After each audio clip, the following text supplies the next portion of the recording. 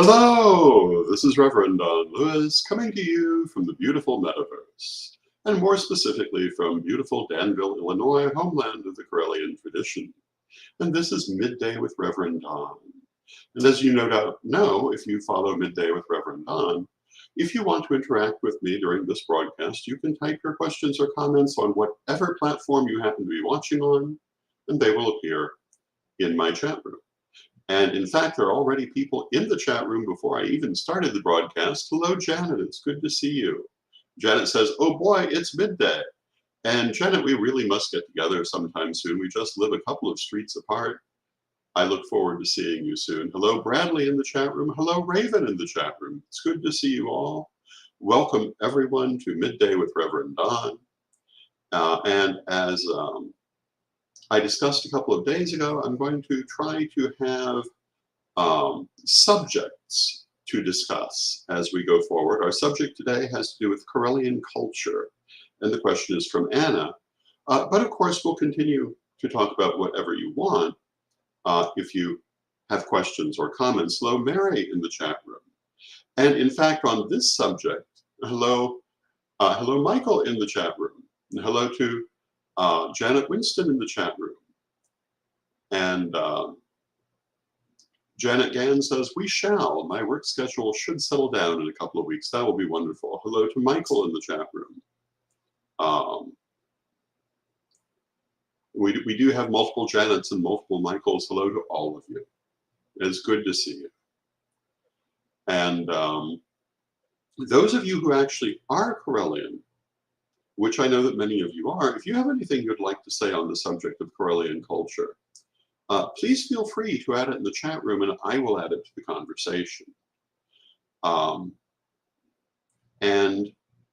Before we actually start, I want to take a moment to plug my Patreon at revdonlewis.com and the fact that this Saturday, I will be doing my second Patreon seminar, which will be on mediumship and oracular work.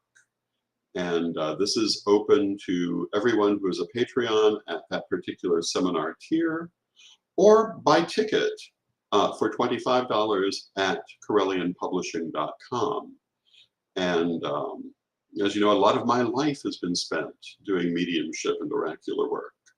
So I will have quite a bit to say about it, and I hope you'll join me for that. And hello to George in the chat room. And George says the delay got me at the beginning again. Thank you for letting me know, George. I'm trying to fix that. It's good to see you, George. It's always good to see you. And Bradley says, I'm super excited about this seminar. I'm glad. I hope that it will be very helpful to everyone who comes.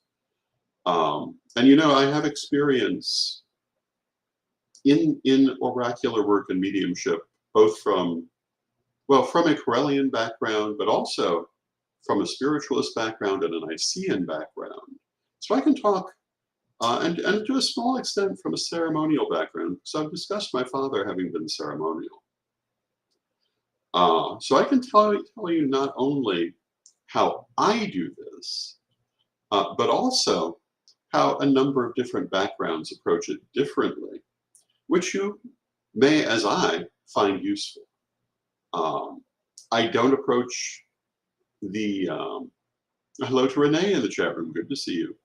I don't necessarily approach mediumship exactly the same way that a spiritualist would do so, or exactly the same way an Nicene would do so, but I'm influenced by both. Because I feel you learn from everything you do, and when you see good things, you apply them. So that's coming this Saturday, and I hope to see many of you there. Now, onto the subject of Correllian culture. I'm not entirely sure where to begin with this, so I'm going to begin. I'm actually going to begin with the advice that I gave the new first priest regent when he came into office. And that advice was that Bradley remarks on the idea of the diamond, the facets of the diamond, how These things can be seen from all sorts of perspectives, and that's true of what we're going to discuss now as well. In fact, if I had to describe Correllian culture in one metaphor, I think the diamond would still be my metaphor. That there is one thing, but many ways to approach it. Many different experiences you can have. Renee asks, what time Saturday? I believe it is 2 p.m. Central. Let me just double check that and make sure I'm quoting myself correctly.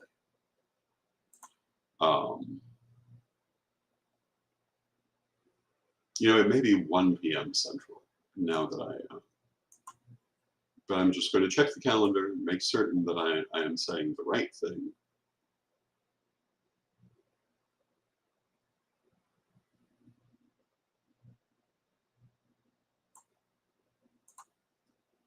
But the diamond, I have always thought, is uniquely suited really to everything. That everything, it's 1 p.m. Central, 2 p.m. Eastern. I beg your pardon. And of course, it also says on the announcement, and we'll say on the announcements that continue to come out. And hello to Lilith, joining us from the Netherlands. Hello to Brian, joining us from New York. Welcome, it's good to see you both. And it's good to have everyone here, including the people who don't mention that they're here in the chat room. I appreciate your being here, even if I don't necessarily know that you're here. But I appreciate it. I definitely am aware, and am perhaps more aware than ever, of just how many people actually joined this broadcast, and I thank you for that.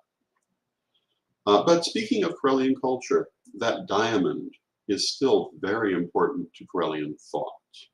So I would have to say, before going on to the advice that I gave Lord Phoenix, that diamond analogy, even though it does not originate with us, it's all over the place if you look for it, is fundamental, I think, to Correllianism. And the 5 Mystic Secrets and the Correllian Manifesto are very, very much fundamental to Correllian thought. And Janet says, the most important part of any religion I am involved in is the friendships and relationships that are developed. And having a mentor has been invaluable for me, not just for class. Thank you, Janet. And actually, that's one of the points that I want to get to in Correllian culture. I think that fundamental to Correllian culture is the relationships that we cultivate and treating people properly. I've talked on some of these programs about leadership, how to treat people as a leader. And Michael says, this is so funny. Lady Jin and I were just talking about this subject yesterday. And she is a perfect example of a good leader. The temple that, the temple of Arcier is one of the finest temples I know. Everything in the end comes down to relationship and treating people well. And I have to say, we were talking the other day about expelling people from the tradition. And usually when I've had to do that, we've usually taken as much as 2 years, unless there was a reason such as illegality that required us to move faster, because we've always tried to resolve it. But the root reason was almost always treating people badly in various ways. I believe that as a leader, you have a responsibility to treat people well, to build good relationships. And Brian says, I'm a member of the Temple of Arcier, and they're great folks in community. They are. And the advice that I gave to Lord Phoenix, and I don't swear that I'm quoting myself exactly, but that you have to remember that everyone is here by choice. I didn't say this phrase, but I did say it the other day, and that is that leadership is a gift that people give to you. They don't have to. They can walk away. No one has to belong to any one church or tradition in this country, or most of the countries where people might be watching this video. You have the freedom to choose where you go. And we must never forget that. And therefore, you must treat them in a way that makes them want to be here. It is the relationships. There is no power that you have over anyone, but there may be influence.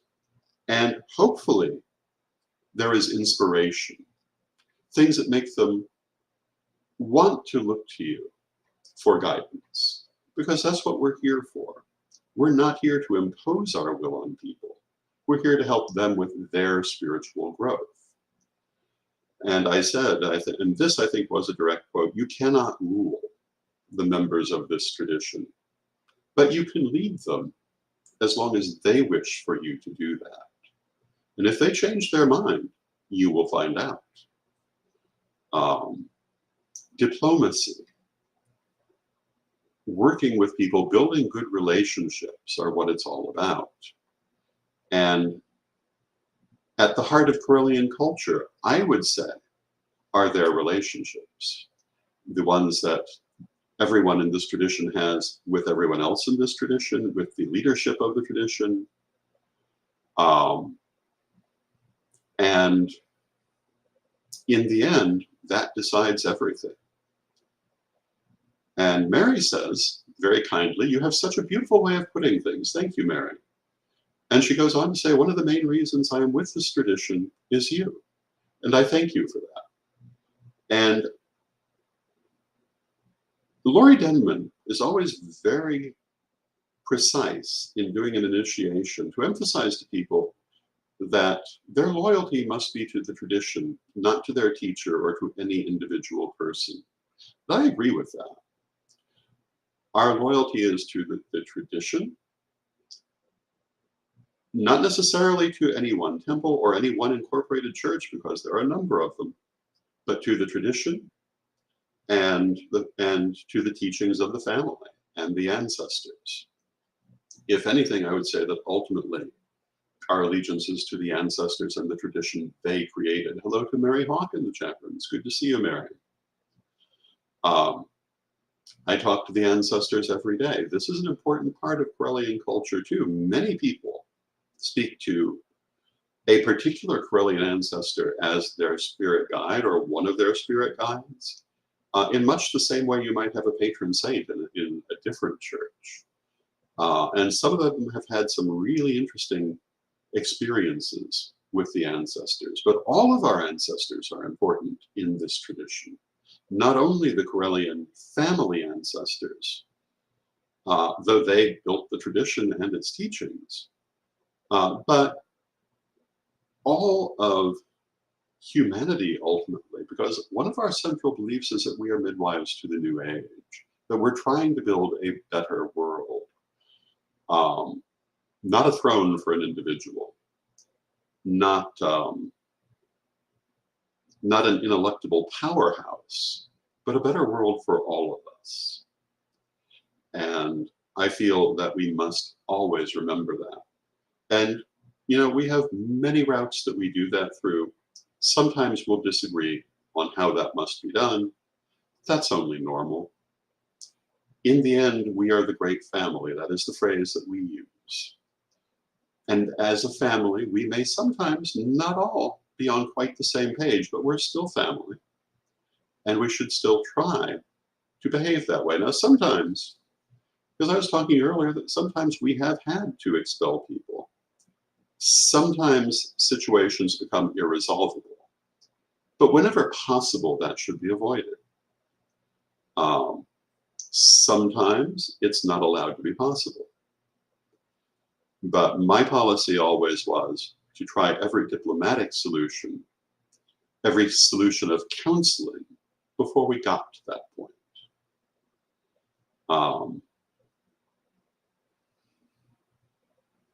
And along with that, we've always had a great belief in the serenity of the tradition. which again comes down to how we treat each other. That we try not to fight within the family if we can help it. Again, sometimes it can't be helped, but we try. You know, I have to tell you, I read about people's experiences with their families, how they dread going home for holidays and the like. But growing up, you know, there were not arguments in our families, in our family when we got together for holidays, even as the extended family. We loved each other. We respected each other. And if there were things we disagreed on, they did not come up at that moment because that's not what we were there for. And Maggie, hello, Maggie, it's good to see you. Maggie says, most members of the tradition have great respect for you. Thank you, Maggie. I really appreciate that. And that's because you also have that mutual respect. And I appreciate your saying that. I try to have that aspect in my every interaction. And she says, when a member shows no respect, they don't belong. And that's kind of what I'm saying. We must respect our relationships, and try always to remember we are a family. Now, Michael says, how do you feel about the size of the tradition and having political structures and things like that? Do you feel that it is a weakness at times? Is it something that other pagan Wiccan traditions should adopt?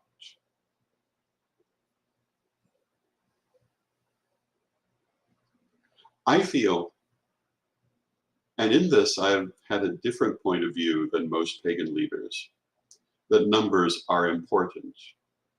And they're important for securing our legal rights in the world. I feel that size matters when it's time to be taken seriously and to have a seat at the table. Without size, you're not getting that seat at the table. It's not going to happen. So I feel, if anything, the great expansion must continue. And, you know, the people who are meant for us are the ones who come to us and the ones who stay with us. We just want to have our doors open so that they can. And as for political structures, I'm a great believer in the idea that politics is the art of avoiding violence when we disagree. A lot of people, I think, have a negative understanding of the word politics and political that I think hinders them. Politics, when properly engaged in, is the art of diplomacy and compromise and working things out. And yes, I think structures are important. And in the Correllian tradition, there are many legal structures. Many of our temples have their own incorporations, which means they can stand alone if they choose to. And we try all to cooperate, but I think it's important that we have multiple incorporations like this. The fact that many of our temples have their own incorporations comes from the fact that we encourage them to do this. And we still do. I think that that's important, especially should the wider political situation sour. The more there are of us and the more incorporations that exist, the harder it is to target us. The harder it would be to destroy us if wider political actions wished to do so. So those are my thoughts on that. So if you have a temple in the Correllian tradition, chances are you are legally incorporated in your own right. And if you're not, I encourage you to do so, because it affords many protections in its own right. And I'm sure much more will be said about this by other people in the future. But that's my point of view. And I feel that the first priesthood are the moral leaders of the tradition. And Janet says in the chat room, I love how your family has essentially adopted the rest of us. That's very much how we feel about it. And Michael says, that's a very good point I didn't consider. Thank you, Michael. And Lilith says, it's 20 years next year that I'm with you, Lord Don. That's wonderful, Lilith. Congratulations. We are so glad you are with us. And I look forward to seeing you in person again one day. Lilith and I, if I haven't mentioned it 20 times before, which I imagine I have, met in the UK when I went for lustration there. And she's a delightful person. And I love the fact that she joins us for this broadcast. And Mary Cavalcante says, wow, it's my first year here and I'm loving it. We're grateful for that. And Mary Hawk in the chat room says, following legal process for incorporation is important to prove we are a viable religion. Exactly. And Lilith says, it's great to have you, Mary. And I love to see how supportive our members are of one another. And if I had, I'm glad that I did not die in February. And I think that there are some important reasons that I didn't. But many of the things I see in this tradition tell me that, yes, I fulfilled my duty to the family and to the tradition. In that we have a strong, mutually supportive, loving organization, which truly embodies our Correllian teachings. And my experience has been when someone chooses not to embody that love, not to embody those teachings, ultimately they drop away either of their own volition or they leave. Or they're asked to leave. But again, I always have felt that that should be the last resort, that if at all possible, the family must support each other. And if someone is not in alignment, that we should try to bring them back to alignment. Now, is it possible? Not always. I found that sometimes people just insist.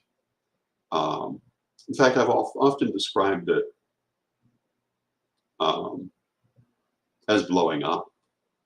I think sometimes it accompanies elevations that perhaps they feared or that did not fit properly, or simply the rejection of the ancestors. Sometimes it's unavoidable. I've always tried not to reach those points of conflicts any faster than they were necessary, and to try everything else first. Lilith says, I would definitely love to see you again, and I would love to see you too. And Mary Hawk says, we're glad you didn't die too. Well, thank you. You know, it's one of several times in my life that I've come close to death, that I've had those near-death experiences and been sent back because the work isn't done. I've always said there was a vision that came to me during this process, and that vision was that there was something yet that had to be done. I'm not going to go into the details of it, but even before it became clear in the outer world, it was clear to me spiritually that there were still things that had to be done. And I intend to be doing the next right thing as I go forward.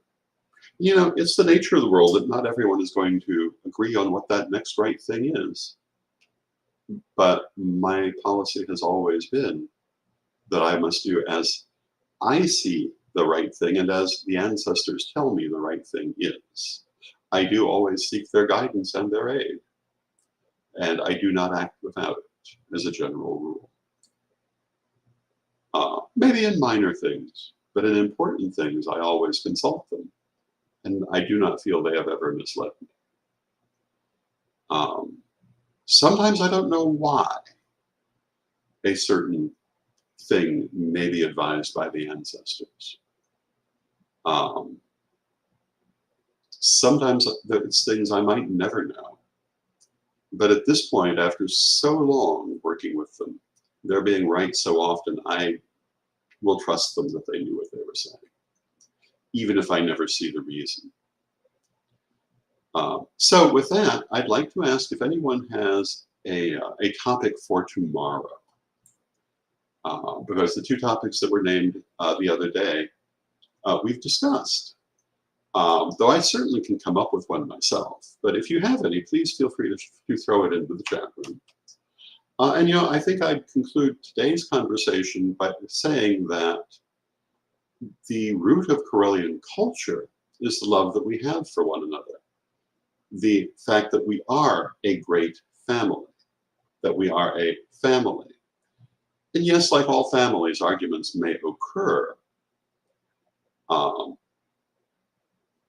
And yes, when you have offices, they carry a certain duty that may require certain actions. But hopefully we all who are or have been in those offices try to execute them with love, and certainly not out of personal animus.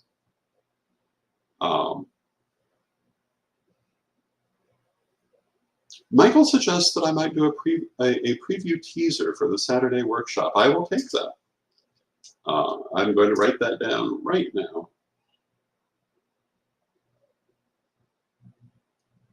And that is what we will talk about tomorrow. We will talk a bit about mediumship and oracular work, but not so much that that I give you the whole workshop, but enough to give you an interesting half hour.